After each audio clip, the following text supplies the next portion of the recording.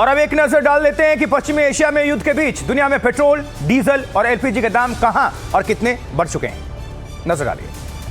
देखिए, अगर NDTV data 5 के मुताबिक एलपीजी के दामों की अगर हम बात करें तो ग्रीस में ये 223 रुपए 4 अमेरिकी डॉलर प्रति बैरल हो चुके हैं। इजराइल में 202.6 अमेरिकी डॉलर प्रति बैरल हैं। ब्रिटेन में 192.3, कनाडा में 146.4 डॉलर में ये सब प्रति बैरल। दक्षिण कोरिया में 122.3 अमेरिकी डॉलर प्रति बैरल। टर्की में 108.8 है, जबकि अपने देश भारत की बात करें तो 103.1 अमेरिकी डॉलर प्रति बैरल है। ऑस्ट्रेलिया में 66.7 है और रूस में 61.7 है। सऊदी अरब में 46.2 अमेरिकी डॉलर प्रति बैरल। ये लेखा जोखा ये डेटा है। अब एक नजर डाल लेते हैं पश्चिमी एशिया में युद्ध के बीच देशों में पेट्रोल के दामों में कितनी तेजी आई है।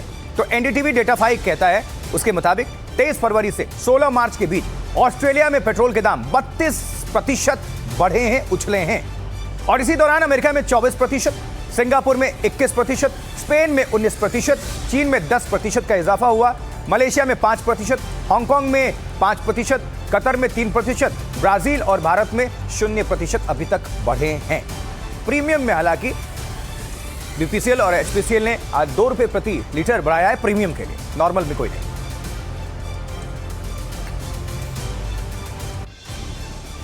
और अब एक नजर डाल लेते हैं पश्चिमी एशिया में युद्ध के बीच देशों में डीजल के दामों में कितनी तेजी आई है। तो एनडीटीवी डेटा 5 के मुताबिक 23 फरवरी से 16 मार्च के बीच ऑस्ट्रेलिया में 40%, सिंगापुर में 34%, अमेरिका में 33%, स्पेन में 31%, इजिप्ट मिस्र में 17%, चीन में 11%, कतर में 8%, हांगकांग में 6%, मलेशिया में 4%, जबकि ब्राजील में 1% दाम बढ़ा है। और भारत में डीजल के दाम जस के तस बने हुए हैं। लेकिन इस बीच गैस ठिकानों पर हमले का असर हमने आपको बता दिया। हमले का यह सिलसिला ईरान के साउथ पास इलाके के गैस ठिकानों पर इजरायली हमले से शुरू हुआ। अमेरिका के राष्ट्रपति डोनाल्ड ट्रंप का कहना है कि उन्हें इस हमले की जानकारी नहीं थी, जबकि कई सूत्र कह रहे हैं कि सब कुछ उन्हीं की मंजूरी पर तो हो रहा है, उनके बिना कहां युद्ध है। रिपोर्ट। साउथ पास गैस फील्ड पर हमले के बाद ईरान के जवाब ने दुनिया को हिला दिया। कतर के गैस फील्ड पर ईरान के हमले से ट्रंप भी ठिठक गए। कहा, इजरायल आगे से ईरान के गैस फील्ड पर कोई हमला नहीं करेगा। इस सब के बीच सवाल ये उठ रहा है कि ईरान के साउथ पास गैस फील्ड पर इजरायल के हमले को क्या अमेरिका की मंजूरी थी। ट्रूथ सोशल पर अपनी पोस्ट में ट्रंप ने कहा कि उन्हें हमले की कोई जानकारी नहीं थी और इजरायल ने यह हमला गुस्से में किया। लेकिन समाचार एजेंसी रॉयटर्स की रिपोर्ट के मुताबिक ट्रंप को हमले की जानकारी थी। सुरक्षा से जुड़े 3 अधिकारियों के हवाले से रिपोर्ट में कहा गया है कि अमेरिका ने गैस फील्ड पर हमले में मदद की, जबकि उधर इजरायल के प्रधानमंत्री बेंयामिन नेतन्याहू ने कहा कि इजरायल ने खुद ही हमला किया। Israel acted alone against the Slawia gas compound. Fact number 2, President Trump asked us to hold off on future attacks, and we're holding out. Paschim Asia में हमले जब तक सैन्य ठिकानों तक सीमित थे, तब तक हालात अलग थे, लेकिन ऊर्जा ठिकानों पर हमलों ने पूरी दुनिया को परेशान कर दिया है।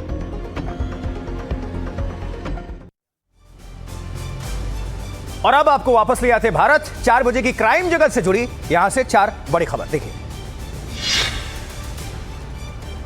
उत्तर प्रदेश वाराणसी के यूपी कॉलेज में बीएससी के छात्रों के दिन दहाड़े गोली मारकर हत्या। प्रिंसिपल के सामने फायरिंग की गई। वारदात के बाद कॉलेज में बवाल।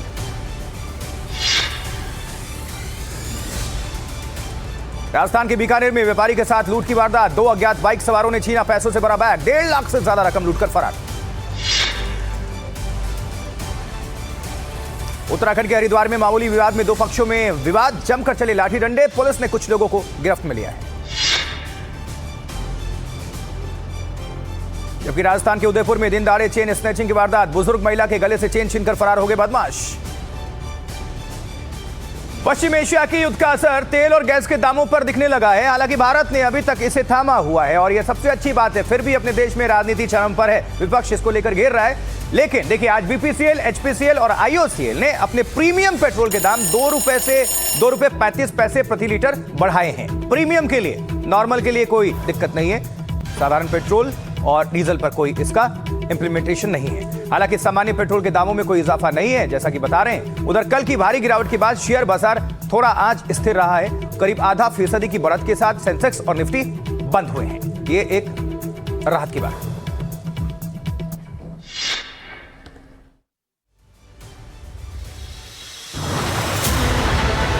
पश्चिम एशिया में ऊर्जा के ठिकानों पर हमलों ने बाजार की ऊर्जा छीन ली।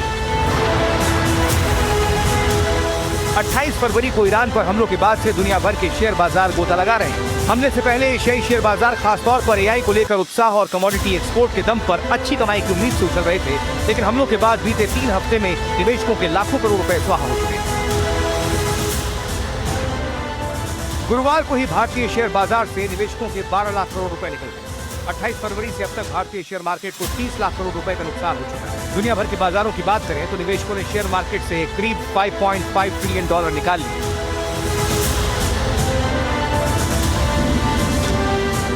पश्चिम एशिया में युद्ध से तेल गैस के दाम बढ़ने का असर हर क्षेत्र पर दिखना तय है। माल ढुलाई और निर्माण की लागत बढ़ी। अंत में सारा बोझ जनता को उठाना पड़ेगा, जो पहले ही महंगाई से त्रस्त है। और अब जल्दी से एक नजर डाल लेते हैं कि शेयर बाजारों का शुक्रवार को मतलब आज क्या हाल रहा। कल की भारी गिरावट के बाद आज भारतीय शेयर बाजार में मामूली बढ़त देखी गई।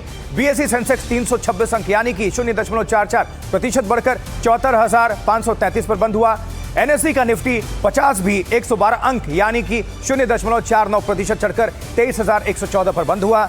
दक्षिण कोरिया का कोस्पी 0.3% चढ़कर 5,781.20 पर बंद हुआ।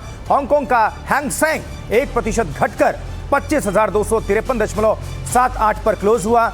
शंघाई कंपोजिट इंडेक्स 1.2% गिरकर 3,957 पर बंद हुआ। ऑस्ट्रेलिया का S&P AX 200 0.8% गिरकर 8,428 पर बंद हुआ। और अब सियासत से जुड़ी 4 बड़ी खबरें आपके सामने रखते हैं। देखिए,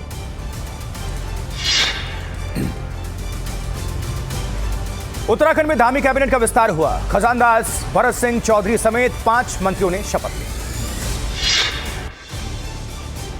नए मंत्रियों को सीएम धामी ने बधाई दी। कहा, पूरा मंत्रिपरिषद राज्य की जनता सेवा के प्रति समर्पित होकर कार्य करेगा। इधर दिल्ली में सीएम रेखा गुप्ता ने नई इलेक्ट्रिक बसों को हरी झंडी दिखाई। Nanaksar Ghaziabad inter state bus सेवा की शुरुआत हुई है। दुलारचंद यादव हत्याकांड में बेल मिलने के बाद जेल से बाहर निकले बाहुबली अनंत सिंह। 4 महीने बाद पटना हाईकोर्ट ने जमानत दी है। और एक और बड़ी खबर है, महाराष्ट्र में कथित ज्योतिषी कैप्टन अशोक खरात को पुलिस ने गिरफ्तार किया है। नासिक पुलिस ने यौन उत्पीड़न के आरोप में उसे गिरफ्तार कर लिया है। बड़ी खबर है ये, ब्रेकिंग न्यूज। खरात कई हाई प्रोफाइल लोगों का ज्योतिषी बताया जा रहा है और कई वीआईपी लोगों के साथ उसकी तस्वीरें भी सामने आई हैं। इस बीच स्कैंडल में फंसे इस ज्योतिषी के खिलाफ आम लोगों में काफी गुस्सा है। उसके खिलाफ विरोध प्रदर्शन हो रहा है। खासकर महिलाएं देखिए लठ लेकर प्रदर्शन कर रही हैं। अश्लीलता का एक एंगल इसके साथ जुड़ा हुआ है, सेक्स स्कैंडल।